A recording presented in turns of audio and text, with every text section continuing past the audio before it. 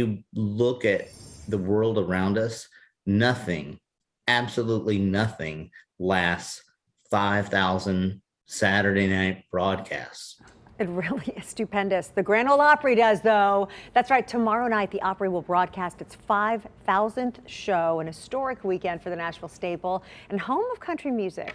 News 4's Ryan Breslin is there as they put the final touches on this big night.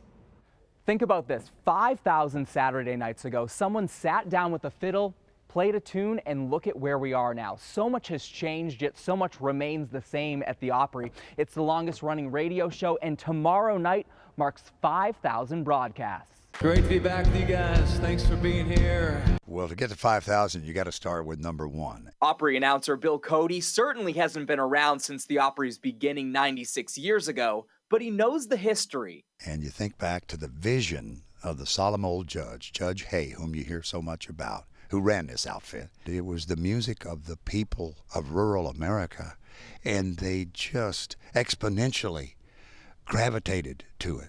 It was back in 1925 that WSM Radio began airing what would become the Grand Ole Opry. Years down the road, it expanded to television and eventually digital streaming platforms. It was the barn dance for the first couple of years, and in transition, the crazy thing is this name that is lightning in a jar happened in a transition from NBC Network Opera that we carried on WSM, just on the fly, impromptu.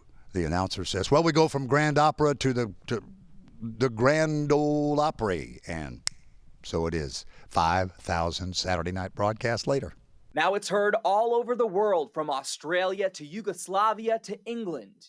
It gave us our identity in so many ways. Music City was born. David Cobb, a WSM announcer, said that phrase, Music City, USA, one day on the air.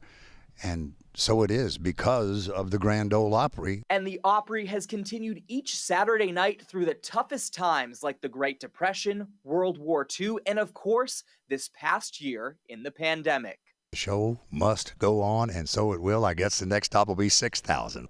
And so the countdown is on to 5,000. Unfortunately, if you don't have tickets, it is sold out. After this show, for the first time this year, the Opry's doing Opry Country Christmas. Ryan Breslin, News 4 Nashville.